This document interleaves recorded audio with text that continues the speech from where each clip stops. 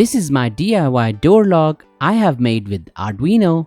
First I created PCB layout and generated Gerber file. Then I visited GLC PCB website and click on Instant Code.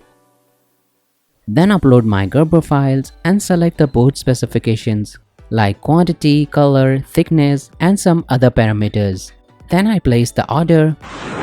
So here's the PCB and the complete project. Now let's test the project.